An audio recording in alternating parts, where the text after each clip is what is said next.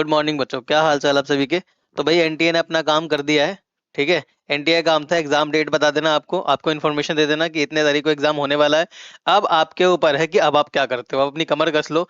अभी कई बच्चे जो है ना बहुत ज्यादा परेशान हो रहे होंगे, बहुत ज्यादा उनको एंजाइटी फील हो रहा होगा, घबराहट हो रही होगी कि अब क्या करे क्या ना करे। तो आपको अब तो एक प्रॉपर प्लान की स्ट्रेटजी बनाने की जरूरत है। ठीक है।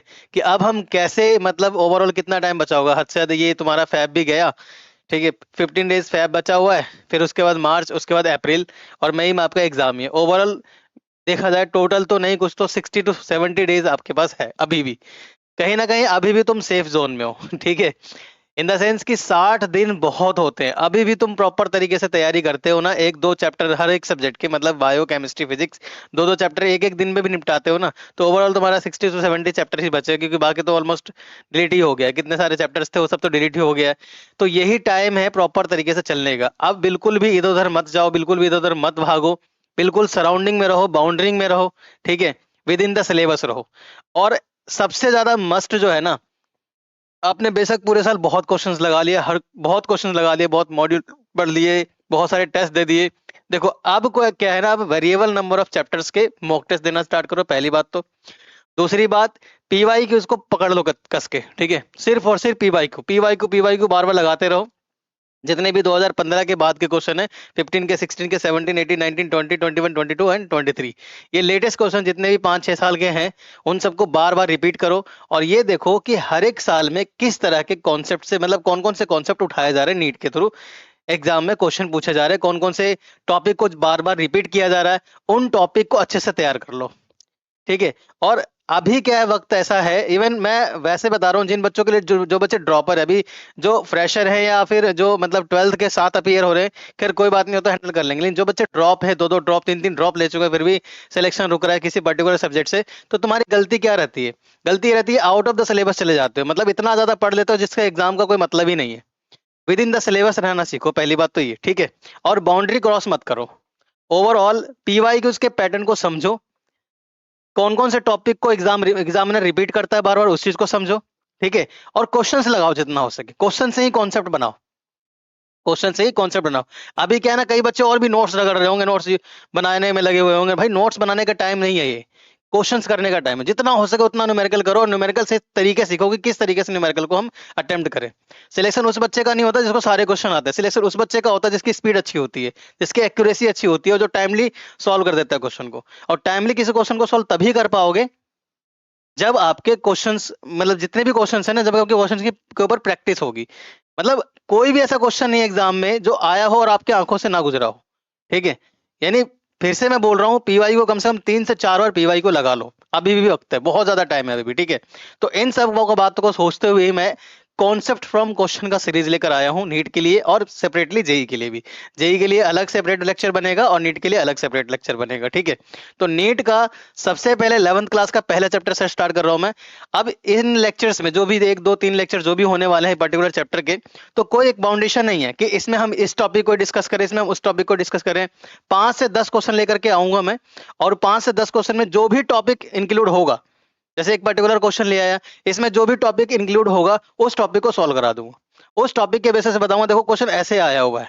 यानी कि जो अपकमिंग पीवाई क्यूज होगा, उस टॉपिक से रिलेटेड अगर क्वेश्चन आता है तो डेफिनेटली आप अटेंड कर लोगे। तो प्रिकॉशंस ये है कि जो बच्चे 11th में हैं रिसेंटली, होपफुली उनके लिए नहीं है, अगर वो पोटेंशियल रखते हैं कि हाँ भाई मैं पीवाई क्यू एंट्रेंस वगैरह कर सकता हूँ, तो वो भी देख सकते हैं, हालांकि समझता हूँ उन्हें भी आ जाएगा। लेकिन प्रॉपर तरीके से ये जो लेक्चर है वो नीट वाले बच्चों के लिए, 11th के लिए अलग से लेक्चर बना देंगे। ठीक है। तो स्टार्ट करते हैं। तो पहला क्वेश्चन, नीट 2023 लेटेस्ट क्वेश्चन, अभी लास्ट ईयर का क्वेश्चन है। पढ़ो इस क्वेश्चन को, क्या पूछा है। क्या the density of 1m solution. अब देखो मैंने क्या कहा, हर एक क्वेश्चन के बेसिस पे हम टॉपिक को डिस्कस करेंगे, हर एक क्वेश्चन के बेसिस पे हमारा टॉपिक होगा कि कौन सा क्वेश्चन है और किस तरह का टॉपिक हम करने जा रहे हैं। तो पहला यहाँ पे आया डेंसिटी ऑफ 1m सॉल्यूशन। तो बच्चा स्टार्टिंग में ये पता होना चाहिए तुमको कि m का मतलब क्या होता है। तो कहीं पर भी अगर 1m लिखा हो, कहीं पर भी 2m लिखा हो, तो कैपिटल m रिप्रेजेंट करता है number of moles per unit volume in litre. ठीक है। यानी कि कैपिटल m किसको रिप्रेजेंट कर रहा है, मोलरिटी को। तो यहाँ पे आपको मोलरिटी के बारे में पता होना चाहिए। ठीक है। कैपिटल एम मतलब कंसंट्रेशन से को रिलेट करता है, कैपिटल एम का मतलब हमेशा मोलैलिटी समझोगे। कह रहा है density of 1m solution of compound x, कोई एक्स कंपाउंड है, उस एक्स कंपाउंड का डेंसिटी बेटा कितना दे रखा है, डेंसिटी दे रखा है 1.25 ग्राम पर ml, ये डेंसिटी दे रखा है। The correct option of molality of solution, अच्छा the correct option molality of, ऐसा मोलैलिटी आपसे पूछा है, क्या पूछा है, मोलैलिटी, यानी कि कैपिटल एम अगर लिखा हो तो मोलैलिटी होता है, और स्मॉल एम लिखा हो तो मोलैलिटी होता है। कैपिटल एम लिखा हो तो मोलैलिटी, और स्मॉल एम लिखा हो तो मोलैलिटी। यानी कि इस क्वेश्चन से हमने ये सीखा कि हमें मोलैलिटी और मोलैलिटी पे ध्यान देना चाहिए, मोलैलिटी और मोलैलिटी वाले टॉपिक को हमें क्लियर होना चाहिए। देखो क्वेश्चन की अगर मैं बात करूं, क्वेश्चन 5 सेकंड में लग जाएगा, लेकिन मैं क्या कह रहा हूं, हम लोग क्या कौन सा सीरीज पढ़ रहे हैं, कॉन्सेप्ट फ्रॉम क्वेश्चन, क्वेश्चन से हम लोग कॉन्सेप्ट निकालने वाले हैं, ठीक है। तो अगर मैं इसको सॉल्व कराता हूँ, ये 10 सेकंड में सॉल्व हो जाएगा, बट बेटा पॉइंट ये है कि आप इस लेक्चर को देख रहे हो तो आपका बेनिफिट क्या होना चाहिए, ये लेक्चर 5 क्वेश्चन में ही, 5 क्वेश्चन में ही आपका चैप्टर जो है, जो भी चैप्टर होने वाला है, 5 क्वेश्चन में ही वो चैप्टर एकदम आपके जहन में बैठ जाए, एकदम क्लियरली समझ में आ जाए, ये मेरा टारगेट है, ठीक है। तो पहले हम कॉन्सेप्ट को देखेंगे, फिर क्वेश्चन पे आएंगे, और क्वेश्चन फिर 10 सेकंड में सॉल्व हो जाएगा, 1 मिनट भी नहीं कह रहा, 10 से 15 सेकंड में क्वेश्चन सॉल्व है। और यही एक्यूरेसी और स्पीड आपको बनानी पड़ेगी, लेकिन उसके लिए तुम्हें कॉन्सेप्ट पता होना चाहिए, अगर कॉन्सेप्ट नहीं है क्वेश्चन कहाँ से लगा दोगे, रट्टा तो मार के जाओगे नहीं, बात समझ में आ रही है। तो जो भी क्वेश्चन है थोड़ा सा टाइम देंगे हम उसको, ताकि अच्छे से समझ में आ जाए। और मैं अपने तरफ से बता रहा हूं कि आप, अगर मैं पूरी तरह से, अगर आपका साथ रहा, बाकी बच्चों को शेयर कर रहे हो, और मतलब मुझे भी मेहनत करने में मजा आ रहा है, ठीक है। तो अगर इन दिनों जो भी हमारे पास 50-60 दिन है, तो उन दिनों भी अगर हम प्रॉपर तरीके से फॉलो करते हैं ना, हर एक पर्टिकुलर चैप्टर के बेसिस पे, तो नहीं कुछ तो 170 प्लस 160 प्लस आपका केमिस्ट्री में मार्क्स जा सकता है, नीट में बता रहा हूं आपको, ठीक है। तो पहला क्वेश्चन क्या पड़ा, the density of 1m solution, तो m का मतलब पता लगा मोलैलिटी, और स्मॉल m का मतलब लगा मोलैलिटी। तो मोलैलिटी दे रखा है, डेंसिटी दे रखा है, ठीक है, मोलैलिटी और डेंसिटी दे दिया, और आपसे पूछा है कि मोलैलिटी क्या होगा, इनमें से कौन सा है जो मोलैलिटी का आंसर है। तो पहले एक काम करते हैं, मोलैलिटी और मोलैलिटी के बारे में समझ लेते हैं, ठीक है। तो देखो, एक तरफ मोलैलिटी क्या है और दूसरी तरफ मोलैलिटी क्या है, पहले इसको समझो, उसके बाद फिर हम क्वेश्चन सॉल्व करेंगे। और एक मैं फॉर्मूला बताऊंगा, क्योंकि वो क्वेश्चन एक फॉर्मूले के ऊपर बेस्ड है जो डायरेक्ट सॉल्व हो जाएगा। बट यू ने मोलैलिटी, क्योंकि हम लोग अभी एंट्रेंस के लिए पढ़ रहे हैं, तो ज्यादा डेफिनेशन बाजी करने की जरूरत नहीं है, कॉन्सेप्ट की बात करेंगे। मोलैलिटी क्या होता है, आप कोई क्वांटिटी ले रहे हो, कोई भी सब्सटेंस लिया, उसको पर यूनिट वॉल्यूम में मिलाया। अब जो तुम सब्सटेंस ले रहे हो, सब्सटेंस का जो कुछ ना कुछ अमाउंट होगा, उस अमाउंट को हम गिवन मास के टर्म्स में रिप्रेजेंट कर सकते हैं, ठीक है। और उस पर्टिकुलर अमाउंट का कुछ ना कुछ मोलिकुलर मास भी होगा, और गिवन मास और मोलिकुलर मास का क्या होता है, रेशो, नंबर ऑफ मोल्स होता है। यानी किसी भी पर्टिकुलर क्वांटिटी को तुमने वाटर में मिक्स किया, एक पर्टिकुलर लिक्विड में मिक्स किया, ठीक है। तो तुम मिक्स क्या कर रहे हो, कुछ अमाउंट अगर मिक्स कर रहे हो, और गिवन मास और मोलिकुलर मास है उसके अंडर में, तो कहीं ना कहीं नंबर ऑफ मोल्स मिक्स कर रहे हो। अब दो कंपोनेंट को जब मिक्स करते हो तो सॉल्यूट और सॉल्वेंट आता है, और दोनों मिलकर के क्या बनते हैं, सॉल्यूशन बनते हैं, ठीक है। तो number of moles of solute को कितने अमाउंट ऑफ सॉल्यूशन, यानी वॉल्यूम ऑफ सॉल्यूशन में मिला रहे हो, डिसॉल्व कर रहे हो, उसी को हम बोलते हैं मोलैलिटी, ठीक है। तो क्या बनेगा डेफिनेशन, नंबर ऑफ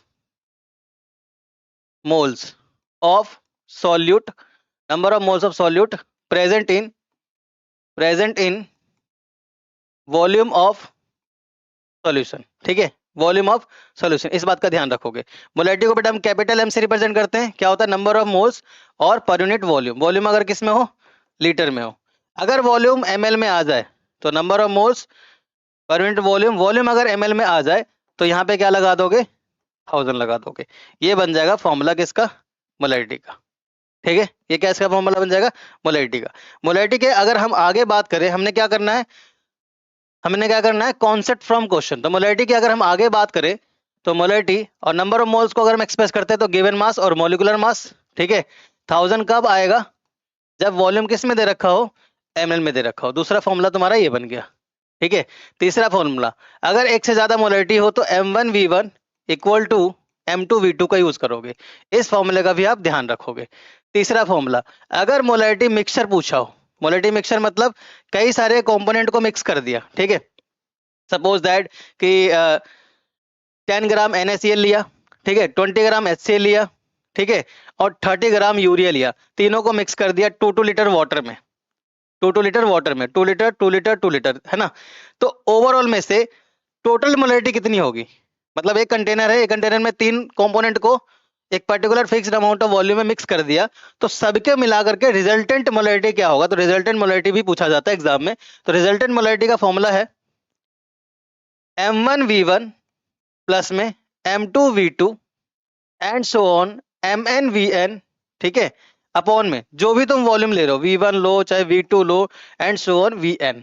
तो अगर मोलरिटी मिक्सचर क्वेश्चन में पूछता है, आने वाले अपकमिंग एग्जाम में क्वेश्चन अगर मोलरिटी मिक्सचर पे क्वेश्चन आता है तो इस फॉर्मूले से सॉल्व कर दोगे, ठीक है, इस फॉर्मूले से सॉल्व कर दोगे। समझ में आ रही है बात। M1V1 M2V2 Mn और V1 plus V2 and Vn, ठीक है। इसके बेसिस पे अगर एक छोटा सा क्वेश्चन देखना है तुमको, ठीक है, तो देखो 1.5 m HCl present in 500 ml HNO3, 1.5 m HCl present in 500 ml HNO3, और इस HNO3 का जो मोलरिटी है वो 1 m दे रखा है, ठीक है, और कह रहा है फाइंड वॉल्यूम ऑफ HCl। अब से क्या पूछा है, वॉल्यूम ऑफ HCl पूछा है, यानी कि एक मोलरिटी दे दिया, एक वॉल्यूम दे दिया दूसरे कंपोनेंट का, ठीक है, और फर्स्ट कंपोनेंट का वॉल्यूम पूछा है। क्या लगाओगे, M1V1 इक्वल टू M2V2। यहां से V1 पूछा है क्योंकि देखो ये कंडीशन फर्स्ट है, तो फर्स्ट कंडीशन की मोलरिटी दे रखी है, फर्स्ट कंडीशन का वॉल्यूम पूछा है, सेकंड कंडीशन का वॉल्यूम भी दे दिया और मोलरिटी भी दे दिया।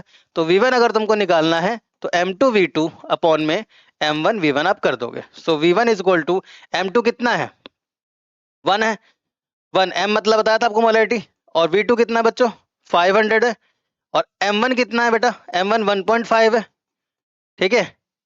अच्छा ये V1 को हमने बाहर निकाला तो M2V2 अपॉन में M1 नीचे आ गया, ठीक है, ये V1 यहाँ पे नहीं आएगा, और यहाँ पे M1 की जगह पे क्या आ जाएगा बच्चे, M1 की जगह आ जाएगा 1.5, ठीक है। अब इसको आप सॉल्व कर लेंगे, सॉल्व करने के बाद आंसर आ जाएगा आपका, है ना। तो अगर इस तरीके से भी मोलरिटी में क्वेश्चन आता है तो आप सॉल्व कर दोगे, मैं ऐसा उम्मीद करता हूँ, क्लियर है ना। तो कॉन्सेप्ट क्या था हमारा, मोलरिटी था, मोलरिटी के 3 फॉर्मूले देख लिया और डेफिनेशन देख लिया। अब आते हैं मोलरिटी। अच्छा एक और क्वेश्चन, एक और फॉर्मूला लिख लो, formula number 4, normality is equal to molarity into में n factor, molarity is equal to normality is equal to molarity into में n फैक्टर। भाई अगर नॉर्मेलिटी दे रखा हो और मोलरिटी पूछा हो तब भी तुम फाइंड आउट कर सकते हो। तो मोलरिटी में हमने 3 फॉर्मूले देख लिए और डेफिनेशन देख लिया, ठीक है। अब मोलरिटी की बात कर लेते हैं। मोलरिटी क्या होता है, तो यहां पर क्या है, number of moles of solute, यहाँ पे भी number of moles of solute होगा। बेटा ध्यान रखने वाली ये बात ये है, यहाँ पे वॉल्यूम ऑफ सॉल्यूशन है, यहाँ पर वेट ऑफ सॉल्वेंट होगा, यानी वॉल्यूम का यूज नहीं है। यहाँ से एक इंपॉर्टेंट पॉइंट ये निकलता है कि मोलरिटी जो है वो टेम्परेचर पे डिपेंड करता है, टेम्परेचर पे डिपेंड करता है, यानी टेम्परेचर डिपेंडेंस फैक्टर है, और मोलरिटी जो है वो टेम्परेचर पे डिपेंड नहीं करता। एक इंपॉर्टेंट पॉइंट यहाँ से निकल गया, ठीक है। तो मोलरिटी का डेफिनेशन क्या है, number of moles of solute present in weight of solvent, KG में हो या ग्राम में हो। तो इसको हम रिप्रेजेंट करते हैं बेटा स्मॉल m से, और इसको रिप्रेजेंट करते हैं कैपिटल M से, ठीक है। तो स्मॉल m यानी molarity is nothing but number of moles and weight of solvent in terms of KG. अगर ये ग्राम में है तो नंबर ऑफ मोल्स की जगह क्या लगा दोगे, उसके साथ 1000 से मल्टीप्लाई कर दोगे। अगर वेट ऑफ सॉल्वेंट किस में हो, ग्राम में। ध्यान रहे ये किसका वेट होगा, सिर्फ और सिर्फ सॉल्वेंट का होगा, यहाँ पर वॉल्यूम का या सॉल्यूशन का कोई लेना देना नहीं है, ठीक है। समझ में आ रही है बात। इसके अलावा अगर हम मोलरिटी की और अगर बात करें, ठीक है, तो मोलरिटी की कुछ खास बात क्या है कि भाई पहले तो ये टेम्परेचर इंडिपेंडेंट फैक्टर है, टेम्परेचर इंडिपेंडेंट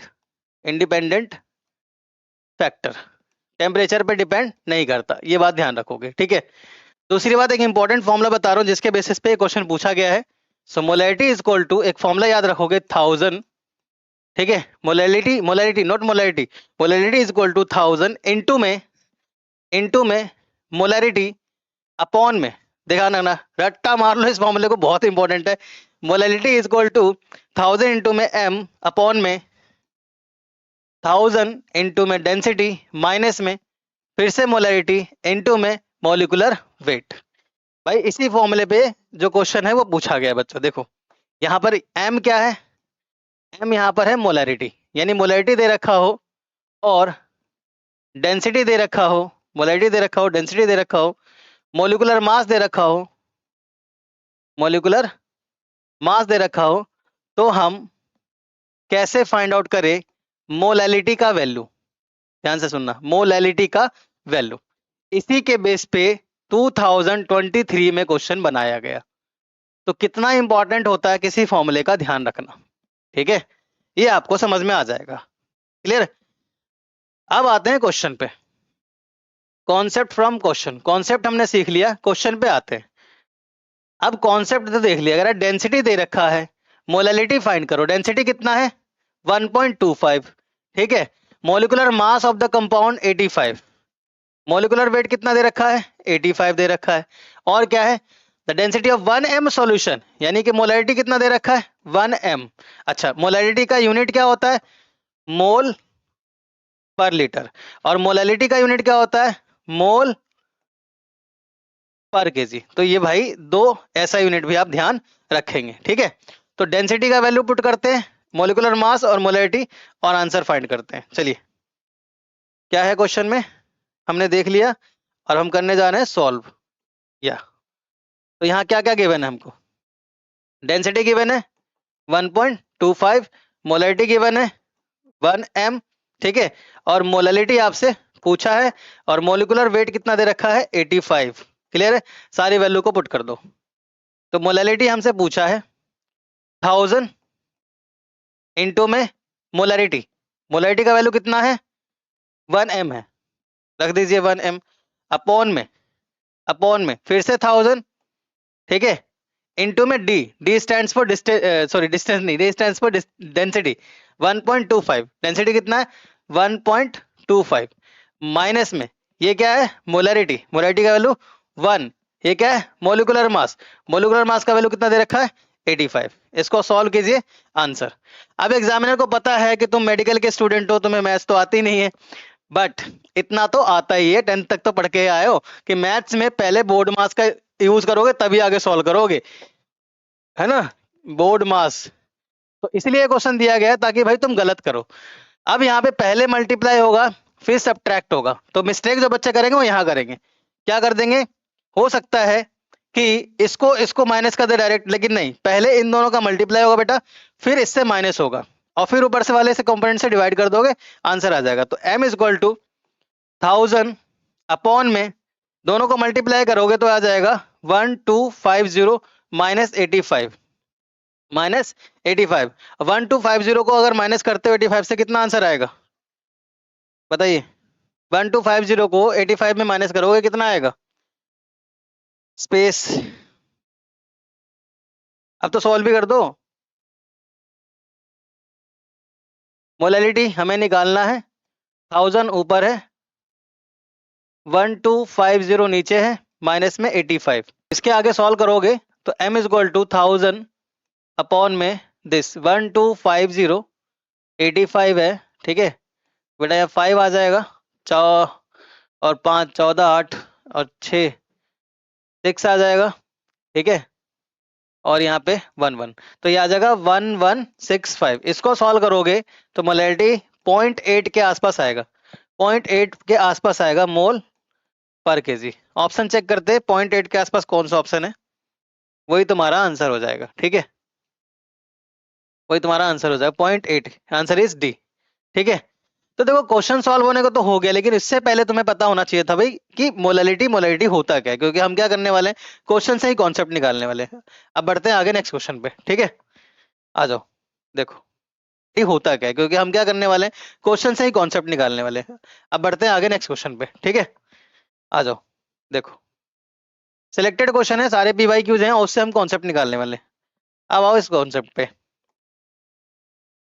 बहुत इंपॉर्टेंट क्वेश्चन है, the right option for the mass of CO2 produced by heating 20 gram of 20% of limestone.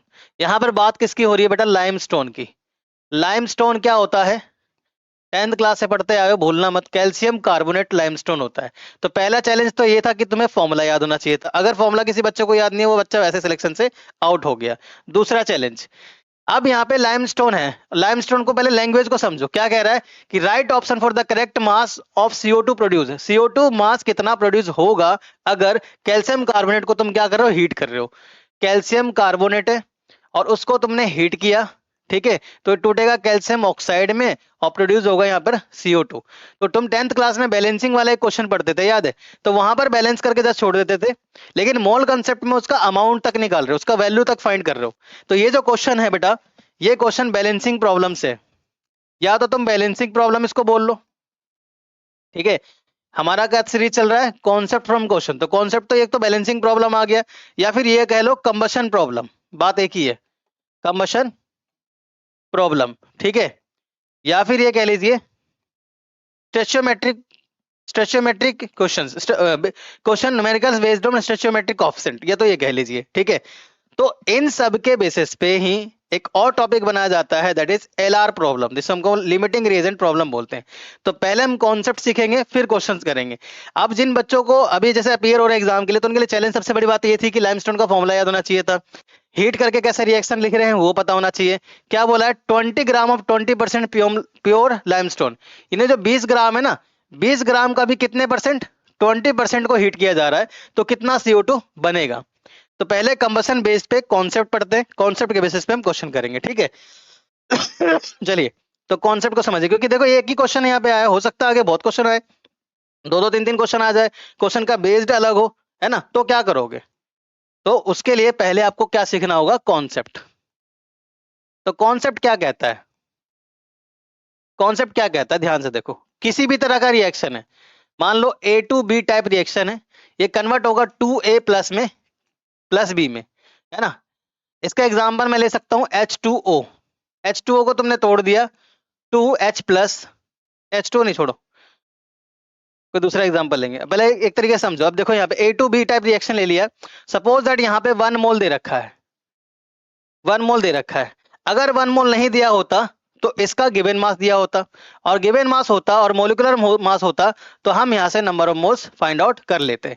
अब तुम्हें करना क्या होता है, क्वेश्चन में कुछ भी दिया हो, नंबर ऑफ मोल्स दिया हो, गिवन मास दिया हो, नंबर ऑफ एटम दिया हो, नंबर ऑफ मॉलिक्यूल दिया हो, उन सबसे तुम्हें नंबर ऑफ मोल्स पे पहुंचना है।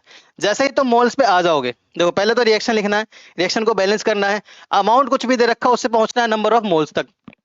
अब उस मोल्स को कंपेयर करना है स्टोइचियोमेट्रिक कोएफिशिएंट से, ठीक है। यहां पर स्टोइचियोमेट्रिक कोएफिशिएंट कितना है? 1 है, यहां पर 2 है, और यहां पर 1 है।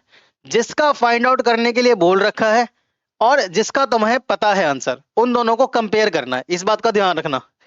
जिसका तुम्हें फाइंड करना है वो, और जो तुम्हारा आंसर, जो जो जिसका अमाउंट तुम्हें पता है, वो दोनों को कंपेयर करना है, हमेशा कंपेयर करोगे, ठीक है। तो यहाँ पर 1 मोल ऑफ स्टोइचियोमेट्रिक कोएफिशिएंट को भी मोल से कंसीडर किया जाता है, तो 1 mole of A to B, ठीक है, कितना मोल A चाहिए? 2 मोल्स ऑफ A चाहिए, ठीक है। और नहीं, 1, सॉरी, तो देखो यहाँ पे 1 mole of A to B को जब हम हीट कर रहे हैं, है ना, तो 2A प्रोड्यूस हो रहा है। यानी तुम देख पा रहे हो कि यहाँ पर 1 मोल है और यहाँ पे कन्वर्ट किस में हो रहा है, मतलब कितना अमाउंट बढ़ रहा है, तो 2 टाइम्स हो रहा है। तो यहाँ पर भी कितना होगा? 2 मोल होगा। इससे तुम्हें क्या पता लग गया? इसका मोल पता लग गया और इसका मोल पता लग गया। अब यहाँ से अमाउंट निकाल सकते हो इजिली। तो नंबर ऑफ मोल्स क्या होता है? Given mass upon M molecular मास, और जो भी यहाँ पर कंपोनेंट होगा उन सबका मोलिकुलर मास तुमको पता होगा। नंबर ऑफ मोल्स तुमने स्टोइचियोमेट्रिक कोएफिशिएंट से या फाइंड आउट करके निकाल लिया, और स्टोइचियोमेट्रिक कोएफिशिएंट से मोल को कंपेयर कर लिया कि 1 है तो 1 से कितने पे जा रहे हो? 2 पे जा रहे हो। तो इसका भी नंबर ऑफ मोल्स कितना आ गया? 2 आ गया। अब नंबर ऑफ मोल्स क्या होता है? Given mass upon M molecular मास। अब यहाँ पे जो भी कंपोनेंट होगा उसका मोलिकुलर मास तुम्हें पता होगा, मोल पता लग गया, गिवन मास आराम से निकाल लोगे, ठीक है। एक एग्जांपल लेता हूं मैं छोटा सा, देखो सपोज दैट 1.6 ग्राम है CH4, ठीक है, CH4, और बर्न कर रहे हो उसको 1 with O2 to form CO2 and H2O, ठीक है। अब CO2 बन गया और H2O बन गया, ठीक है। मैं ये पूछ रहा हूं भाई कि जो अमाउंट है CO2 का, वो कितना मिलेगा हमें, ठीक है।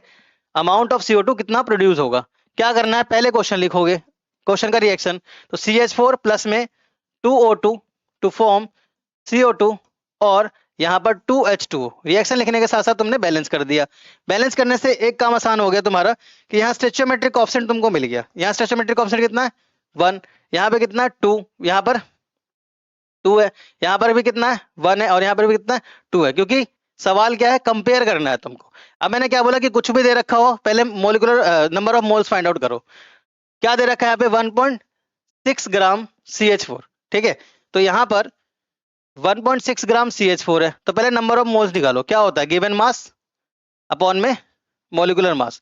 नंबर ऑफ मोल्स कितना है 1.6, मोलिकुलर मास मीथेन का निकालोगे 6 आएगा, वैल्यू फाइंड करोगे आएगा 0.1 मोल। अब जो भी वैल्यू आया है और जिसका फाइंड आउट करना है उससे कंपेयर कर दो, जस्ट कंपेयर इट। तो यहाँ पर पूछ रहा अमाउंट ऑफ CO2 बताइए, तो 1 मोल था और 1 ही बना रहा है, यानी जो मोल यहाँ पर है बेटा वही मोल यहाँ पर भी होगा। इसका नंबर ऑफ मोल्स आ गया 0.1। पूछा क्या है अमाउंट, अमाउंट क्या होता है गिवन मास, तो नंबर ऑफ मोल्स आ गया, तो given mass upon M molecular मास से आंसर फाइंड हो जाएगा। So given mass is nothing but 0.1 into में मोलिकुलर मास कितना है 1 है, नहीं मोलिकुलर मास CO2 का 44 होता है 44, तो यहाँ पर गिवन मास कितना आ जाएगा इसका 4.4 ग्राम CO2 प्रोड्यूस होगा, 4.4 ग्राम CO2 प्रोड्यूस होगा। ठीक है, इस तरह से करते हैं। दूसरा क्वेश्चन देखते हैं, है ना। इतने क्वेश्चंस करेंगे कि हमारा जो PY की वो बहुत इजी लगने लग जाए। यहाँ पर देखो N2 है, 3H2 से रिएक्ट करके हम अमोनिया बना रहे हैं, 2NH3 अमोनिया बना रहे हैं। अब आपसे बोल रहा है 7 ग्राम N2 हमने ले रखा है, 7 ग्राम N2 ले रखा है। अब अमोनिया का अमाउंट कितना बनेगा, कितना प्रोड्यूस होगा अमोनिया का अमाउंट। तरीका क्या बताया आपको मैंने, स्टोइचोमेट्रिक कोएफिशिएंट पता होना चाहिए, कुछ भी दे रखा हो नंबर ऑफ मोल्स निकाल लोगे डायरेक्ट। ठीक है, स्टोइचोमेट्रिक कोएफिशिएंट यहाँ बेटा कितना है 1, बच्चों यहाँ पे कितना है 3, यहाँ पे कितना है 2, यानी पता लग गया 1 mole of N2, 1 mole of N2 कितना अमोनिया बना रहा है 2 मोल ऑफ NH3 बना रहा है। भाई ये फंडा ध्यान रखो, है ना। अब ये समझ में नहीं आ रहा किसी बच्चे को, तो देखो क्या करोगे, मान लो X अमाउंट है, ठीक है, सपोज दैट कि 1 अमाउंट है और 2 पे जा रहा है, तो X अमाउंट है, तो X अमाउंट कितना हो रहा है बढ़ रहा है, कितना बढ़ रहा है डबल हो रहा है, तो यहाँ पे क्या कर दोगे 2x, यानी कि उसकी क्वांटिटी को डबल कर दोगे।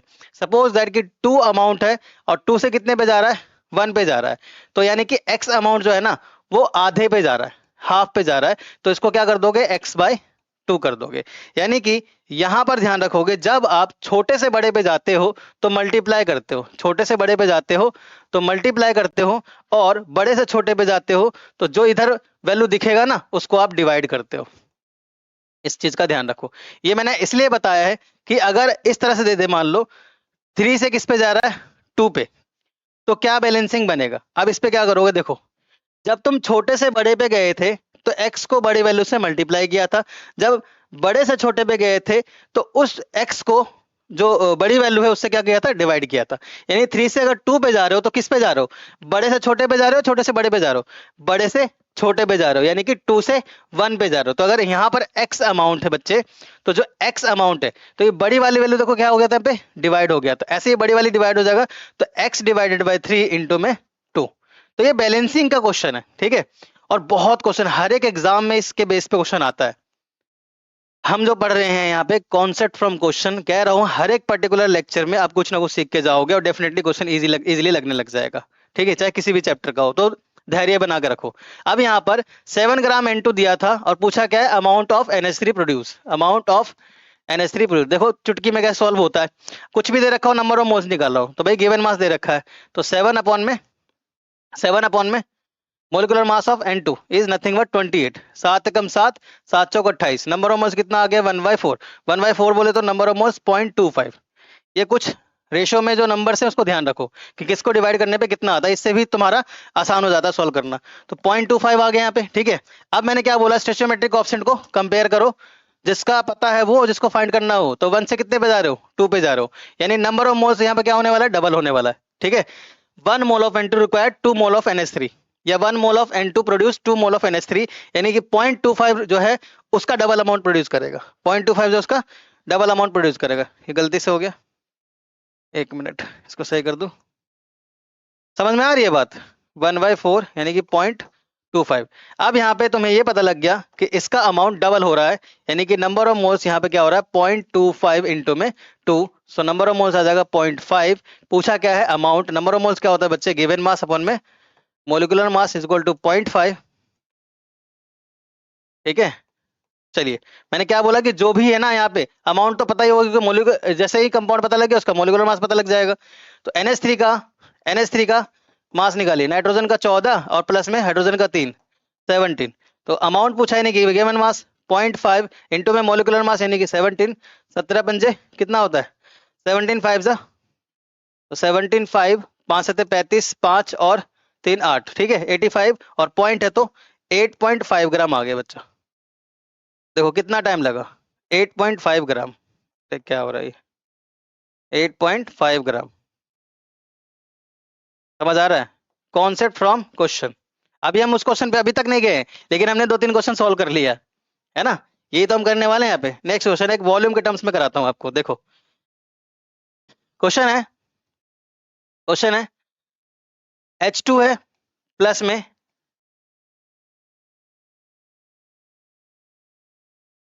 H2 प्लस में I2 टू फॉर्म 2HI, ठीक है H2 प्लस में I2 फॉर्म 2HI। कह रहा है 0.56 litre, 0.56 litre of H2, 0.56 litre H2 ले रखा है। Find volume of HI। Low formed volume of HI, condition बच्चों दे रखा है एट STP। सारे बैलेंसिंग वाले की और प्रॉब्लम है, और सबके सब क्वेश्चंस एक ही कॉन्सेप्ट पे क्लियर हो जाएगा। देखना एक कॉन्सेप्ट के आगे मैं बाहर जाऊंगा ही नहीं, एक ही कॉन्सेप्ट पे सारे क्वेश्चन करा दूंगा आपको। अब मैंने आपको क्या बोला है, कुछ भी दे रखा हो नंबर ऑफ मोल्स पे जाओ, जैसे ही STP आया तुम्हारे दिमाग में एक फॉर्मूला आना चाहिए, N is equal to V upon 22.5 litre, 22.4 litre, ये कांस्टेंट वैल्यू है। और STP पे ये फॉर्मूला वैलिड होता है। STP कंडीशन दे रखा हो और वॉल्यूम दे रखा हो और वॉल्यूम से नंबर ऑफ मोल जाना हो तो ये फॉर्मूला लगाओगे। ठीक है, क्या दे रखा है 0.56, या फिर अगर कैलकुलेशन थोड़ा आसान करना है क्योंकि हम तो कॉन्सेप्ट सीख रहे हैं, तो एक काम करते हैं वैल्यू कॉल कैलकुलेशन के हिसाब से ले लेते हैं, 5.6 लीटर ले लेता हूं मैं। ठीक है, 5.6 लीटर ऑफ H2। ठीक है, और पूछा क्या है वॉल्यूम ऑफ HI। बस करना क्या, कुछ भी दे रखा हो नंबर ऑफ मोल्स निकालो भाई। N is equal to V कितना दे रखा है, वॉल्यूम कितना दे रखा है 5.6 अपॉन में 22.4, नंबर ऑफ मोल्स आपको फाइंड करना है। 5 4 जा 20 एंड 6 4 जा 24, तो ये भी 1/4 पे जाएगा, यानी कि नंबर ऑफ मोल्स कितना आ गया 0.25 मोल आ गया। अब जैसे ही तुमने फाइंड कर लिया, जो तुमको फाइंड आउट करना है उससे कंपेयर कर दो स्टोइचोमेट्रिक ऑप्शन का, भाई ध्यान रखना। तो यहाँ पर 1 mole of H2 produce 2 mole of HI, 1 mole of H2 produce 2 mole of HI। अब बच्चे समझदार है, समझ गए होंगे। तो यहाँ पर नंबर ऑफ मोल्स क्या होने वाला है, डबल होने वाला है, यानी कि 1 H2 को H2 रिएक्ट करके 2 HI बना रहा है, किसके साथ I2 के साथ रिएक्ट करके। तो यहाँ पर 0.25 मोल है, तो यहाँ पर डबल हो जाएगा, 2 इंटू में 0.25 हो जाएगा। बच्चे समझ आ रहा है, 0.25 हो जाएगा, यानी नंबर ऑफ मोल्स यहाँ पे 0.5 मोल आ गया। पूछा क्या है वॉल्यूम, अब नंबर ऑफ मोल्स पता लग गया तो वॉल्यूम क्लियर हो जाएगा, क्योंकि STP कंडीशन है, नंबर ऑफ मोल्स पूछा है, वॉल्यूम है ना, सॉरी वॉल्यूम पता करना है, नंबर ऑफ मोल्स है हमारे पास। तो N is equal to V upon 22.4, volume हमें निकालना है। So number of moles into M 22.4, number of moles कितना दे रखा है 0.5 मतलब 1/2 इंटू में 22.4। ठीक है, अब इसको सॉल्व करोगे कितना आ जाएगा आंसर 11.2 लीटर। जाके PY उठाओ, मैक्सिमम क्वेश्चन बन जाएंगे सिर्फ और सिर्फ बैलेंसिंग के बेस्ड पे। कितना आसान है, बेवजह परेशान होते रहते हो, न्यूमेरिकल्स नहीं हो रहे, न्यूमेरिकल्स नहीं हो रहे, तरीके से करो ना, सब हो जाएगा। ठीक है, अब परसेंटेज वाले पे आता हो, जैसे उस क्वेश्चन में ले रखा है कितना परसेंट इतना परसेंट, इस तरह से। तो एक क्वेश्चन बनाते हैं, ठीक है क्वेश्चन बनाते हैं। चलो N2 ले लेते हैं, N2 प्लस में 3H2 to form 2NH3। Okay, अब मैं आपसे कह रहा हूं कि यहाँ पर 20 ग्राम के बजाय ऐसा वैल्यू लेते हैं जो वैल्यू कट जाए, ठीक है ना, कैलकुलेशन आसान हो। तो सपोज दैट 40 ग्राम N2 ले रखा है, ठीक है, और इसका 20% रिएक्ट हो रहा है, 20% रिएक्ट हो रहा है। क्या बोला बच्चे मैंने, 20% रिएक्ट हो रहा है। 40 ग्राम N2 ले रखा है हमने, वो क्वांटिटी है, उसका 20% रिएक्ट करवाया, तो अमाउंट ऑफ NH3 यानी कि given mass, sorry amount of NH3 यानी कि क्वांटिटी, एक मास, अमाउंट, सिंपल अमाउंट कभी बोले तो समझना मास पूछा है, ठीक है। तो मास ऑफ NH3 प्रोड्यूस पूछा है आपसे। तो अब क्या है ना, क्वेश्चन में थोड़ा कैलकुलेशन आ गया है। अब नीट में हो ज्यादा कैलकुलेशन में वो नहीं जाएंगे क्योंकि मैथमेटिक्स नहीं है आपके पास, लेकिन इतना तो है, इतना तो करवाएंगे ही आपसे सॉल्व। कंपटीशन जो इतना है भाई, 20 लाख बच्चों में, है ना, कुछ ही बच्चों को निकालना है, तो फेल तो करेंगे ही ना। एग्जाम तो वैसे ही फेल करने के लिए लिया जाता है, पास करवाने के लिए थोड़ी लिया जाता है।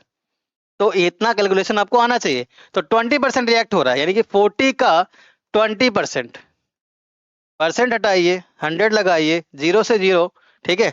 और 14 टू जा 8, 14 टू जा 28, 28 अपॉन में 10, यानी कि बेशक तुमने 14 ग्राम लिया था, लेकिन रिएक्ट कितना कर रहा है, 2.8 ग्राम, 2.8 ग्राम।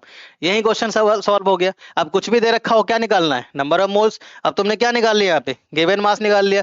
गिवन मास निकाल लिया तो इसका क्या आ जाएगा, नंबर ऑफ मोल्स आ जाएगा। सो number of moles given mass upon में 28 का मोलिकुलर मास N2 का 28 आ जाएगा। ये आ जाएगा नंबर ऑफ मोल्स, कितना आएगा, पॉइंट हटाओगे, 0 लगाओगे, 1/10 आ जाएगा, यानी नंबर ऑफ मोल्स बेटा आ गया 0.1। अब जो भी पता है और जो तुम्हें पता करना है स्टोइचोमेट्रिक कोएफिशिएंट के हिसाब से, उसको कंपेयर कर दीजिए। तो यहाँ पर 1 mole of N2 produce 2 mole of NH3, ठीक है। तो नंबर ऑफ मोल्स यहाँ पे कितना आया, 0.1, लेकिन डबल हो रहा है, तो फाइनल नंबर ऑफ मोल्स कितना होगा, 0.1 इंटू में 2। नंबर ऑफ मोल्स क्या होता है, given mass upon M molecular mass equal to 0.2, और आपसे अमाउंट पूछा था 0.2 इंटू में मोलिकुलर मास 17 होता है, पॉइंट हटाइए, 10 लगाइए, 72 जा 34, ठीक है, 34 अपॉन में 10, तो अमाउंट आ जाएगा NH3 का 3.4 ग्राम, ठीक है। 3 4 5 क्वेश्चन करा दिए, कॉन्सेप्ट क्लियर हो गया। अब आते हैं क्वेश्चन पे, अब आते हैं क्वेश्चन पे। चलिए, क्या था क्वेश्चन, अब देखो क्वेश्चन कितना हलवा लगेगा तुमको। क्या बोल रहे हो सर, कुछ नहीं बोल रहे, तुम्हारे ही लैंग्वेज में बात कर रहे हैं। देखिए, the right option of the mass CO2 produce heating 20 gram of 20% of pure limestone. अच्छा ठीक, अब इसको हटा रहा हूं मैं, इसको रफ कर रहा हूं, ठीक है। इतने में ही सॉल्व कर देंगे क्वेश्चन, आगे के पेज पे जाने की जरूरत नहीं है, मैं भी कंफ्यूज हो जाता हूँ कहाँ था, ठीक है। चलिए, हालांकि तुम भी कर सकते हो, अगर पीछे तुमने कॉन्सेप्ट को अच्छे से समझ लिया है तो अब तो तुम उड़ा दोगे भाई, अब कोई दिक्कत नहीं है। क्या बोला है इसने, कैल्शियम कार्बोनेट को हीट कर रहे हो, यानी लाइमस्टोन को हीट कर रहे हो, कैल्शियम कार्बोनेट को हीट किया, हीट करते ही कैल्शियम ऑक्साइड बना और CO2 बना। क्वेश्चन लेटेस्ट है बेटा, क्वेश्चन है 2023 का, ठीक है। पर कितना आसान है देखो, अब कह रहा है 20 ग्राम ऑफ 20% प्योर लाइमस्टोन, इसका 20 ग्राम है, 20 ग्राम के अमाउंट का 20% हीट किया जा रहा है। तो पहले तो इसको सिंप्लीफिकेशन कर लीजिए इसका, तो ये आ जाएगा 100, 0 से 0, 0 से 0, 2 टू जा 4, यानी कि यहाँ पर जितना इसको यूज किया जा रहा है वो कितना अमाउंट है, 4 ग्राम है। और पूछा क्या है आपसे, पूछा क्या, the right option for the mass of CO2 produce, कितना मास ऑफ CO2 प्रोड्यूस होगा, ये पूछा है आपसे, ठीक है। कितना मास ऑफ CO2 प्रोड्यूस होगा ये पूछा है ना, आसान है ना, आसान। चलिए देखिए, नंबर ऑफ मोल्स, अब जो भी दे रखा है उसके हिसाब से नंबर ऑफ मोल्स निकालो। तो गिवन मास हमने निकाल लिया, तो given mass upon molecular mass, calcium carbonate का मोलिकुलर मास कितना होता है, फाइंड आउट करो। कैल्शियम का 40, कार्बन का 12, ऑक्सीजन का 16, 3 ऑक्सीजन है तो 48, 40, 48 और 12, ये आ जाएगा आपका 100, ठीक है। नंबर ऑफ मोल्स आ गया 0.04, 0.04 मोल। क्या बोला था आपको कि जितना अमाउंट ऑफ मोल आएगा उसको सिस्टमेटिक ऑफसेट से बैलेंस कर दोगे, यानी 1 है और 1 अमाउंट प्रोड्यूस हो रहा है, यानी जो amount of number of moles यहाँ पर है वही amount of number of moles यहाँ भी रहने वाला है, 0.04। पूछा क्या है अमाउंट, तो 0.04 इंटू में CO2 का मोलिकुलर मास 44, गिवन मास कितना आ जाएगा, पॉइंट हटाएंगे, 00 लगाएंगे, कितना आ जाएगा, कितना आ जाएगा ये 44 अपॉन में 4, 4 चौक 16, हासिल का 1, 4 चौक 16 और 1 17, ठीक है। तो 176 अपॉन में 100 बोले तो अमाउंट ऑफ CO2 प्रोड्यूस होगा 1.76 ग्राम। कौन सा ऑप्शन है बताइए, कौन सा ऑप्शन है, 1.76 ग्राम, ये आंसर। ठीक है ना आसान? और क्या चाहिए बताओ? तो कॉन्सेप्ट फ्रॉम क्वेश्चन समझ आ रहा हो, मजा आ रहा हो, तो प्लीज शेयर कर देना उन बच्चों को भी जिनको नीड है, और फिर मुझे भी मजा आया मतलब पढ़ाने में। ठीक है, तो नेक्स्ट क्वेश्चन भाई। अब हम आइए इस पे, चलिए फटाफट पढ़िए क्वेश्चन, रीड आउट कीजिए क्या है। The density of solution is 2.15 gram ml।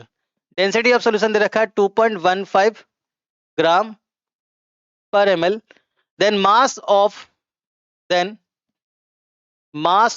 2.5 ml solution, mass पूछा है 2.5 ml, 2.5 ml सॉल्यूशन का, यानी वॉल्यूम ही ले रखा है, डेंसिटी और वॉल्यूम ले रखा है। ठीक है, इन करेक्ट सिग्निफिकेंट फिगर, अच्छा ये इंपॉर्टेंट टर्म है, करेक्ट सिग्निफिकेंट फिगर। अब सिग्निफिकेंट फिगर के फॉर्म में क्या होता है, यहाँ पे एक लाइन लिख रहा हूं या समझा रहा हूं, समझो। सिग्निफिकेंट फिगर के फॉर्म में क्या बोल रखा है, अब देखो, डेंसिटी और वॉल्यूम देकर के मास पूछा है, डेंसिटी और वॉल्यूम देकर के मास पूछा है।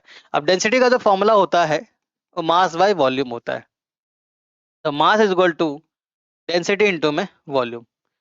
अब यहां पर देखो, ये क्वांटिटी तुमको दे दिया, ठीक है, मास पूछा है, डेंसिटी और वॉल्यूम दे रखा है, बट इसमें ये मेंशन कर दिया इनकरेक्ट सिग्निफिकेंट फिगर। तो पहले तो आंसर फाइंड करते हैं कितना आता है, उसके बाद देखते हैं क्या क्या यूज होना है यहाँ पे। तो मास इज इक्वल टू, और समझ नहीं आ रहा इतना आसान क्वेश्चन पूछ कैसे सकते हैं नीट 2022 में, लेकिन आसान नहीं है ये, इसमें एक चीज इंक्लूड कर दिया, करेक्ट सिग्निफिकेंट फिगर, यानी कि जो तुम्हारा आंसर आने वाला है राउंड ऑफ करके जो आने वाला है आंसर, मतलब कि जैसे 2.35 लिखा मैंने और 2.36 लिखा, तो 35 सॉरी 2 पॉइंट, जैसे मान के चलो, कैसे समझाऊं आपको, 1.5 लिखते हो, 1.6 लिखते हो, 1.5 को 5 लिखते हो, लेकिन 1.6 को तुम 2 डिजिट में लेके चले जाते हो, है ना? तो राउंड ऑफ करके कितने एग्जैक्ट करेक्ट सिग्निफिकेंट फिगर के फॉर्म में आंसर आ रहा है, वो चीज इंपॉर्टेंट था यहाँ पे, और कुछ नहीं, बाकी तो कैलकुलेशन है सिंपल। तो डेंसिटी कितना दे रखा है 2.15, डेंसिटी है 2.15, और मोल समोस नहीं, वॉल्यूम है 2.5। इसको सॉल्व कीजिए, कितना आएगा, 2.15 इंटू में 2.5 इंटू में 2.5, पॉइंट हटाएंगे तो नीचे 1000 लग जाएगा, दो यहाँ का डिजिट और एक डिजिट यहाँ का, तो 1000 ध्यान रखना है। 215 को मल्टीप्लाई कर दो 25 से, 5 5 जा 25, दो बचा, दो कैरी, 5 और 2 7, 5 2 जा 12, 5 2 जा 10, 11 1 2 2 जा 4 और 5। ठीक है, तो ये 5 7 3 6, ओके, 25 और 5 और 2 7, 5 दूना 10 और 2 12।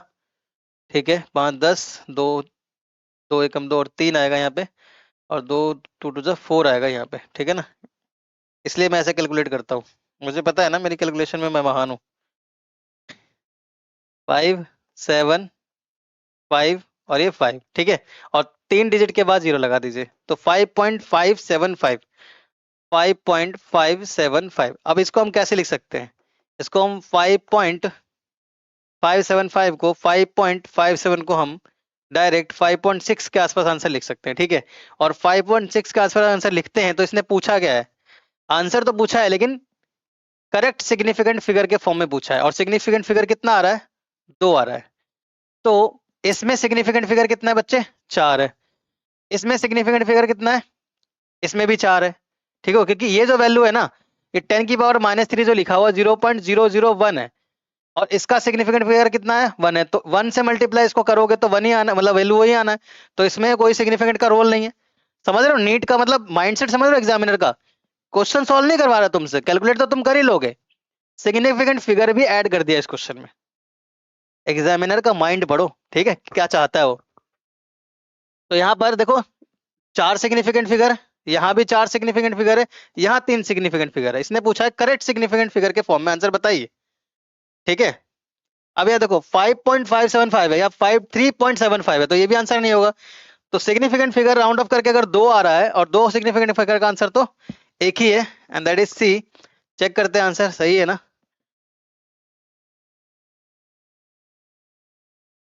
2.5, अच्छा ठीक है, 5.375 आया। 2.5 has two significant figure, so that the answer is C. Okay, तो यहाँ पर सिग्निफिकेंट फिगर के बेस पे आंसर था बेटा, ये इसका सॉल्यूशन। चाहो तो स्क्रीनशॉट ले सकते हो। समझ आया? नेक्स्ट क्वेश्चन पे चलते, टाइम भी हो रहा है।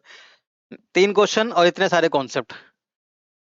नीट 2022, ये भी बहुत इंपॉर्टेंट क्वेश्चन है, बिल्कुल बैलेंसिंग के बेस पे ही है ये भी बैलेंसिंग के बेस पे ही है। अभी और भी लेक्चर्स आएंगे अगर कोई बच्चा सोच रहा है कि सिर्फ यही लेक्चर खत्म हो जाए, नहीं, मोल कॉन्सेप्ट में जितने भी क्वेश्चन आए हुए हैं ना पिछले 10 इयर्स में, मतलब 2015 से लेकर के 23 तक के आसपास, वो सारे क्वेश्चन लेकर आऊंगा और उसके बेसिस पे जितने भी कॉन्सेप्ट यूज हो रहे हैं उन कॉन्सेप्ट को कराऊंगा, यानी ओवरऑल चैप्टर ही खत्म हो रहा है। क्योंकि बताया ना आपको, अभी पढ़ने का तुम्हारा टाइम, थ्योरी रटने का टाइम नहीं है, सॉल्व करने का टाइम है। जितना हो सके न्यूमेरिकल लगाओ, जितना हो सके क्वेश्चन करो, ठीक है, तभी एग्जाम निकलेगा ईमानदारी से।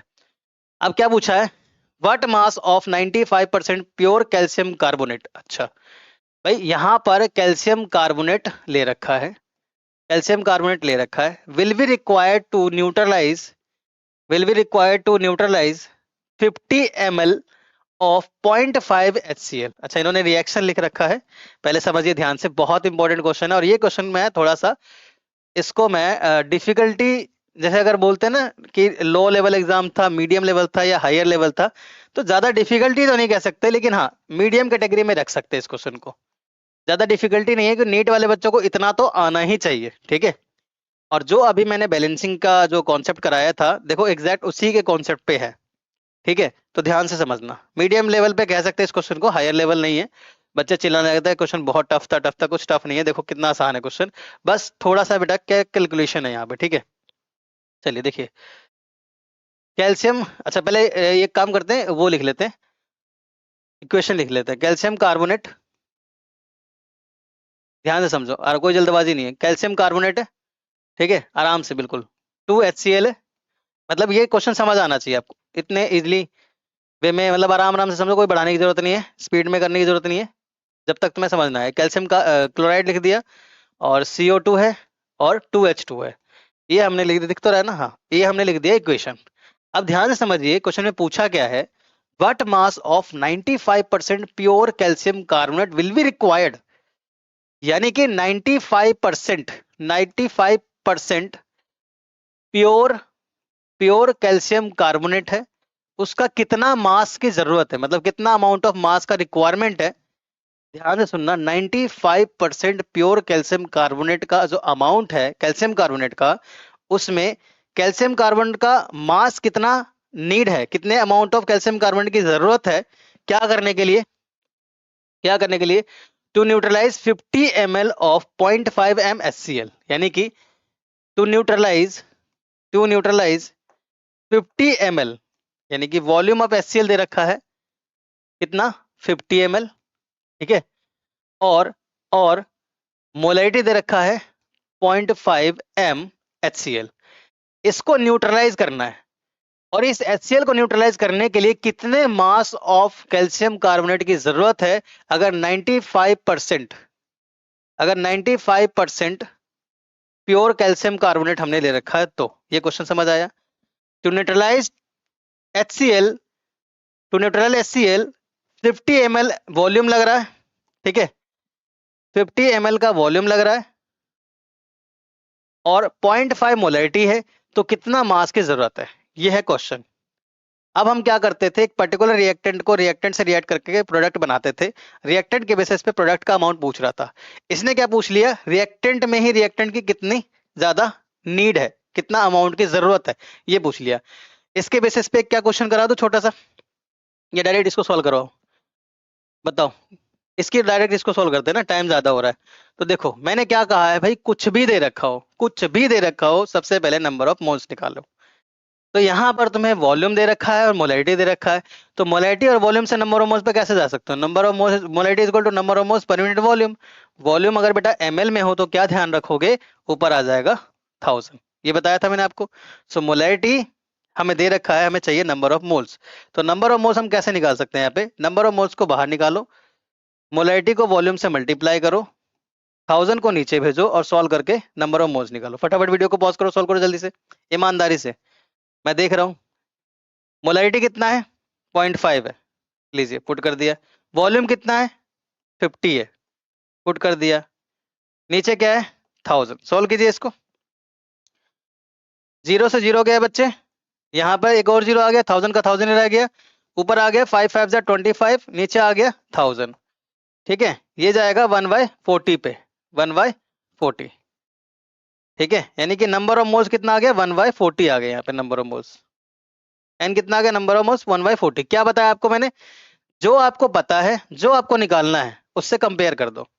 आइए नेक्स्ट। तो यहाँ पर 1 मोल कैल्शियम कार्बोनेट है और वो यूज कितना कर रहा है 2 HCl कर रहा है। HCl का नंबर ऑफ मोल्स हमने निकाला 1/40, यानी कि 0.025 मोल। क्या बताया, जो आपको पता है, जो निकालना है उसको कंपेयर कर दीजिए। अब इसमें इसका कितना दे रखा है पहले से 95% कैल्शियम कार्बोनेट दे रखा है, तो उसका कितना मास की जरूरत है ये तुमसे पूछा है। ठीक है, कितना मास की जरूरत है, नंबर ऑफ मोल्स हमने देख लिया। अब यहाँ देखो 2 मोल HCl को रिएक्ट करवाने के लिए 1 मोल कैल्शियम कार्बोनेट की जरूरत है, यानी मोल्स आधा हो रहा है, तो नंबर ऑफ मोल्स यहाँ पर क्या हो रहा है हाफ हो रहा है, यानी 0.25। बहुत आसानी से समझो, बहुत इजी क्वेश्चन है। 0.025 डिवाइडेड बाई 2, इतना आ गया मोल्स। ठीक है, नंबर ऑफ मोल्स क्या होता है गिवन मास अपॉन में मॉलिक्यूलर मास। ठीक है, इक्वल टू 0.025 अपॉन में 2। आपसे पूछा क्या है गिवन मास, वो भी कितना परसेंट पहले दे रखा है 95%। तो 95%, इस परसेंट को हटाओगे तो नीचे क्या लगाओगे 100, इनटू में गिवन मास हमें फाइंड करना है। मोलिकुलर मास कैल्शियम कार्बोनेट का बच्चे कितना है 100 है, सॉरी हाँ 100 ही है, कैल्शियम का हाँ 100 ही होता है, अभी पीछे निकाला था ना। इक्वल टू 0.025 अपॉन में 2। ध्यान से समझना, नंबर ऑफ मोल्स हमने निकाल लिया। ठीक है, 0.025 अपॉन में हाफ, हाफ क्यों, 2 से कितने पे जा रहे हो 1 पे जा रहे हो। ठीक है, नंबर ऑफ मोल्स क्या होता है गिवन मास अपॉन में मॉलिक्यूलर मास। अमाउंट कितना दे रखा था 95% कैल्शियम कार्बोनेट, तो इस 95% परसेंट को हटाया, नीचे 100 लगाया। इसके अकॉर्डिंग हमें पता करना है कितने मास की नीड है, तो गिवन मास अपॉन में मॉलिक्यूलर मास। ठीक है, अब इसको हमें सॉल्व करना है, इसको हमें सॉल्व करना है। चाहिए क्या हमें गिवन मास, गिवन मास हमें चाहिए, सारी वैल्यू को पुट कर दो। ठीक है, 95 इंटू में 2, 95 इंटू में 2। ठीक है, 95 इंटू में 2 एंड 100 इंटू 100। गिवन मास को तुमने बाहर निकाला। ठीक है, 95 इंटू में 2 नीचे आएगा बेटा। ठीक है, 100 इंटू 100 इंटू में 0.025 अपॉन में 95 इंटू में 2, जस्ट कैलकुलेशन है। अब इसको इससे मल्टीप्लाई किया, नीचे भेजा, गिवन मास हमें निकालना था, ये हमें हमको निकालना है। ठीक है, पॉइंट हटाओगे, 1 2 3 0 लगाओगे, ये 0 2 3 0 से गया, ऊपर क्या आ जाएगा 25 इंटू में 10 बोले तो 250। ठीक है, और 95 इंटू में 2, 5 2 जा 10, 1 9 2 जा, ये आ जाएगा बेटा 180, है ना। 5 दूना 10, हासिल का 1, 9 दूना 18, 19, 190 आ जाएगा, 190। सॉल्व कीजिए इसको, 0 से 0 गया, गिवन मास 25 अपॉन में 19, 90 1 जा 1, 1.19 1 जा 1, और कितने बचे 19 20 6 60, 20 या 60 होता है, 19 3 जा समथिंग हो जाएगा, मतलब 1.3 के आसपास आंसर आ रहा है। ठीक है, 1.3 के आसपास आ रहा है आंसर, समझ आया। चेक करते हैं 1.3 के आसपास कौन सा आंसर है। Question 4, 1.32 answer is B. क्या ही मुश्किल था, है ना। बैलेंसिंग पे क्वेश्चन, समझ रहे हो ना कितना इंपॉर्टेंट टॉपिक है, पता नहीं तुम क्या क्या पढ़ के जा रहे हो, इसलिए कहता हूँ please within the syllabus ही रहो। किसी के भड़कावे मत आओ, ये कर लो वो कर लो, 20 दिन में क्लियर हो जाएगा, 30 दिन में क्लियर हो जाएगा, कुछ नहीं होने वाला। विद इन द सिलेबस रहिए, पीवाईक्यू पढ़िए, पीवाईक्यू के बेसिस पे क्या क्या टॉपिक ज्यादा बार पूछा गया है उसको एनालाइज करो। कोई भी क्वेश्चन है, उस क्वेश्चन में जो कॉन्सेप्ट यूज हो रखा है उस कॉन्सेप्ट को अच्छे से जाके पढ़ लो, बस क्लियर। और केमिस्ट्री में तो वैसे भी कुछ ज्यादा रिपीट नहीं होता, ध्यान देना, तो फिजिक्स पे जाके ध्यान दो। ठीक है, केमिस्ट्री में तो ज्यादा चीजें एज इट इज रहती है, कुछ ज्यादा चेंज नहीं होता। आइए नेक्स्ट क्वेश्चन पे आते हैं। Empirical formula, empirical formula, empirical formula and molecular formula, molecular formula. तो फॉर्मूला का कॉन्सेप्ट क्या है, देखो जो भी क्वेश्चन दे रखा होगा उसमें नंबर ऑफ एलिमेंट को मिक्स, मतलब नंबर ऑफ एलिमेंट को एक का जिक्र करेंगे, तो नंबर ऑफ एलिमेंट को तुम साइड में रख देना, कॉलम बना लो। जैसे नंबर ऑफ एलिमेंट तुमने लिख दिया, सपोज दैट हमने मान लिया कि नंबर ऑफ एलिमेंट जो है कार्बन है, हाइड्रोजन है और Cl है, ऐसा हमने एग्जांपल ले लिया, ठीक है। और उसके बाद तुम्हें दे रखा होगा percentage weight of that compound, जो भी कंपाउंड दिया होगा उसका परसेंटेज वेट दिया होगा। सपोज दैट हमने मान लिया कि इसका जो परसेंटेज वेट ले रखा है हमने, सपोज इसका ले लिया हमने 24.71%, ठीक है, 4.00%, ठीक है, और 71.04%, ये हमने परसेंटेज वेट ले लिया। तरीका क्या ध्यान रखना, कॉलम नंबर 1 में नंबर ऑफ एलिमेंट लिखोगे, उसमें दे रखा होगा परसेंटेज वेट लिखा होगा, मेंशन होगा इतने इतने परसेंटेज वेट है, उस परसेंटेज वेट को लिख लोगे। थर्ड कॉलम बनाओगे परसेंटेज वेट अपॉन में मॉलिक्यूलर वेट। थर्ड कॉलम कौन सा बनेगा तुम्हारा, एम्पिरिकल फॉर्मूला का तरीका है, परसेंटेज वेट अपॉन में मॉलिक्यूलर वेट, ठीक है। इससे तुम एक रेशो निकालोगे, परसेंटेज वेट अपन में मॉलिक्यूलर वेट से एक रेशो निकालोगे। परसेंटेज वेट कितना, 24.71% divided by molecular weight carbon का कितना होता है 12, लिख दिया 12। परसेंटेज वेट कितना दे रखा है 4.00, और मॉलिक्यूलर वेट कितना हाइड्रोजन का 1, तो 1 लिख दिया। परसेंटेज वेट Cl का दे रखा है 71.04, और मॉलिक्यूलर वेट कितना होता है 35.5, लिख दिया। इससे जो तुम्हारा एक सिंपलेस्ट फॉर्मूला आएगा यहाँ पे, ठीक है, इसको सॉल्व करो तो सिंपलेस्ट फॉर्मूला आएगा 12 को मल्टीप्लाई किया 2 से 24। इसमें क्या होता है, राउंड ऑफ वाली वैल्यू लेते हो, मतलब अगर 5.6 है तो 5 ले सकते हो, 3.2 है तो 3 ले सकते हो, है ना, एग्जैक्ट वैल्यू नहीं लेना होता है। यहाँ से तुम्हें सिंपलेस्ट रेशो निकालना है, इससे डिवाइड करोगे 4 आएगा, इससे डिवाइड करोगे 2 आएगा। अब ये तो तुम्हारा सिंपलेस्ट रेशो आया है ना, सिंपलेस्ट नहीं आया है, सिर्फ रेशो आया है। अब इस रेशो का एक और कॉलम बनाओगे, उसको हम बोलते हैं सिंपलेस्ट रेशो, सिंपलेस्ट रेशो। और एक बात ध्यान रखोगे बच्चों, यही सिंपलेस्ट रेशो आपको क्या देगा, यही सिंपलेस्ट रेशो आपको देगा इंपेरिकल, इंपेरिकल फॉर्मूला। मतलब जो यहाँ पे नंबर आएगा उस नंबर से आप क्या बनाने वाले हो, इंपेरिकल फॉर्मूला बनाने वाले हो, ठीक है।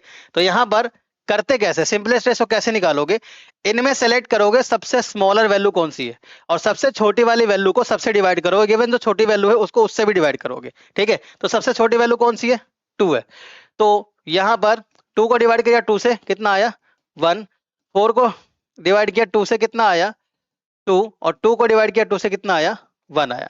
ये जो नंबर आया ना, यही नंबर तुमको क्या देगा, इंपेरिकल फॉर्मूला देगा। और ये जो नंबर होता है, ये नंबर कुछ और नहीं, नंबर ऑफ एलिमेंट होता है। यानी कि अगर कार्बन के सामने नंबर 1 आया, यानी कार्बन की क्वांटिटी कितनी होगी 1, हाइड्रोजन के सामने नंबर 2 आ रहा है, यानी हाइड्रोजन की क्वांटिटी कितनी होगी 2, और Cl के सामने अगर 1 आ रहा है तो Cl की क्वांटिटी होगी कितनी 1। और जो सिंपलेस्ट फॉर्म में फॉर्मूला लिखा होता है एलिमेंटल के फॉर्म में, उसी फॉर्मूले को हम एलिमेंटल फॉर्मूला बोलते हैं। तो ये एलिमेंटल फॉर्मूला ही क्या कहलाता है, इंपेरिकल फॉर्मूला। समझ आया, इंपेरिकल फॉर्मूला। अब इंपेरिकल फॉर्मूला से हम लोग मॉलिक्यूलर फॉर्मूला पे बेटा कैसे जाए, तो नेक्स्ट कॉन्सेप्ट क्या हमने पढ़ रखा है, सॉरी हमें क्या पढ़ना है, कॉन्सेप्ट फ्रॉम क्वेश्चन। तो अगर आपको मॉलिक्यूलर फॉर्मूला निकालना है तो कॉन्सेप्ट लिखिए मॉलिक्यूलर फॉर्मूला का, इंपेरिकल फॉर्मूला, ठीक है, इंपेरिकल फॉर्मूला इनटू में n। अब यहाँ पे n क्या है, n यहाँ पे भूल मत करना कि नंबर ऑफ मोल्स है, यहाँ पर n का फॉर्मूला अलग है। तो मॉलिक्यूलर मास अपॉन में इंपेरिकल मास, इन दोनों का रेशो क्या कहलाता है, n कहलाता है, नंबर ऑफ मोल्स नहीं है, जस्ट एक n डिजिट नंबर है। जिस नंबर के पता करते हैं आपका मॉलिक्यूलर फॉर्मूला पता लग जाता है फ्रॉम इंपेरिकल फॉर्मूला, ठीक है। लेकिन उसके लिए क्या पता होना चाहिए, मॉलिक्यूलर मास। इन केस अगर मॉलिक्यूलर मास नहीं पता है बेटा, तो क्या देंगे, कंफ्यूज करने के लिए वेपर डेंसिटी देंगे। वेपर डेंसिटी का फॉर्मूला क्या होता है, मॉलिक्यूलर मास डिवाइडेड बाय 2। तो ऐसे भी क्वेश्चन आ सकता है और इवन आया है एग्जाम में, ठीक है।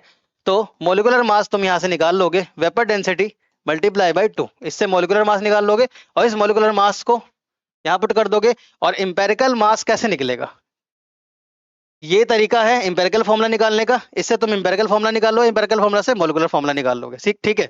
अब इस क्वेश्चन के फॉर्म में हमने इंपेरिकल फॉर्मूला तो निकाल लिया, सपोज दैट कि हमें मॉलिक्यूलर फॉर्मूला भी पूछ रहा है इसी क्वेश्चन का, तो क्या करेंगे, तो यहाँ पर एक कंडीशन इनको गिवन होना चाहिए था।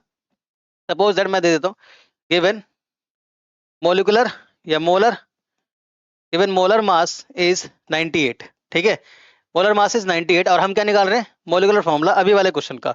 तो पहले हमें क्या, मोलर मास तो पता लग गया, अब हमें इंपेरिकल मास निकालना पड़ेगा। तो क्या, CH2Cl, इसका मास निकालिए। कार्बन का कितना होता है 12, हाइड्रोजन का 2 और प्लस में Cl का 35.5। सॉल्व कीजिए इसको, कितना आएगा 12 2 14 और 35.5, कितना आ जाएगा 594 49.4 49.5। ठीक है, ये आ जाएगा, ये आ गया इंपेरिकल मास, ये रहा मोलिकुलर मास। हम क्या निकाल सकते हैं, n निकाल सकते हैं। क्या निकाल सकते हैं, n। तो n इज इक्वल टू क्या है, मोलर मास 98, इंपेरिकल मास 49.5। सॉल्व करोगे कितना पे कट जाएगा, 2 पे कट जाएगा। ठीक है, अब n कितना आ गया यहाँ पे, n आ गया 2, और n अगर 2 आ गया तो हम मोलिकुलर फॉर्मूला निकाल लेंगे, जो क्या होता है इंपेरिकल फॉर्मूला इनटू में n। तो इंपेरिकल मोलिकुलर फॉर्मूला पूछा है ना, देखिए 1 मिनट। मोलिकुलर फॉर्मूला हमसे पूछा है, मोलिकुलर फॉर्मूला हमसे पूछा है, हमने n निकाल लिया, और n निकालने के बाद हमें पता है empirical formula multiply by n होता है। तो मोलिकुलर फॉर्मूला हमें निकालना है। इंपेरिकल फॉर्मूला हमारे पास है CH2Cl, और n का वैल्यू हमने 2 निकाल लिया। क्या आ जाएगा, कार्बन से 2 में मल्टीप्लाई करो C2 आएगा, हाइड्रोजन को 2 से मल्टीप्लाई करो H4 आएगा, और ये Cl2 आ जाएगा। ये आ गया बेटा मोलिकुलर फॉर्मूला। ठीक है, तो ये था इंपेरिकल और मोलिकुलर फॉर्मूला का कॉन्सेप्ट। अब आते हैं क्वेश्चन पे। कह रहा है एक ऑर्गेनिक कंपाउंड है, एक ऑर्गेनिक कंपाउंड है, और इस ऑर्गेनिक कंपाउंड में 78% कार्बन है। 78% कार्बन है, पहले लिख लो डाटा को। कार्बन कितना है, मोलिकुलर वाट इसका वेट होता है इसका, ये 78% है, यानी कि आपको क्या दे दिया, परसेंटेज वेट दे दिया। ठीक है, जिस फॉर्मेट को पढ़ाया था उसी फॉर्मेट पे क्वेश्चन जा रहा है। रिमेनिंग परसेंटेज ऑफ हाइड्रोजन, बाकी के जो बचे परसेंटेज है वो किसका है बच्चे, हाइड्रोजन का है। यानी हाइड्रोजन का परसेंटेज कितना आ जाएगा, 70, 100 में से 78 माइनस करोगे 22% आ जाएगा। क्या बताया आपको, एलिमेंट मिल गया कॉलम, दूसरे कॉलम में परसेंटेज वेट मिल गया। अब परसेंटेज वेट अपॉन में एटॉमिक वेट कर दोगे, परसेंटेज वेट अपॉन में एटॉमिक वेट करके एक रेशियो निकालोगे। तो 78 अपॉन में 12, ये 12 6 72, 72 पे जाएगा, यानी 6 पे जा रहा है। और ये 22 अपॉन में 1, ये जा रहा है 22 पे ही जाएगा। ठीक है, सिंपल है।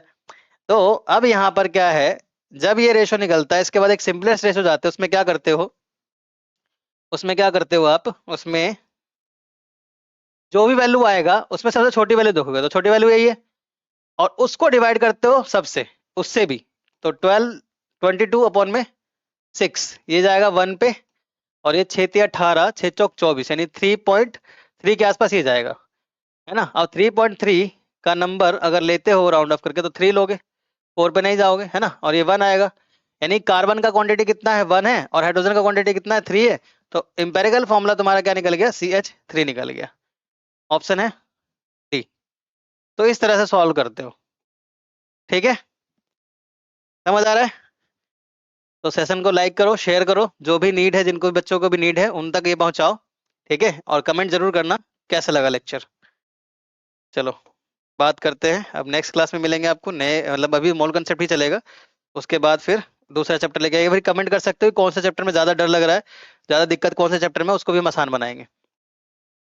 तब तक के लिए चलते हैं। Thank you for watching my lecture. Okay.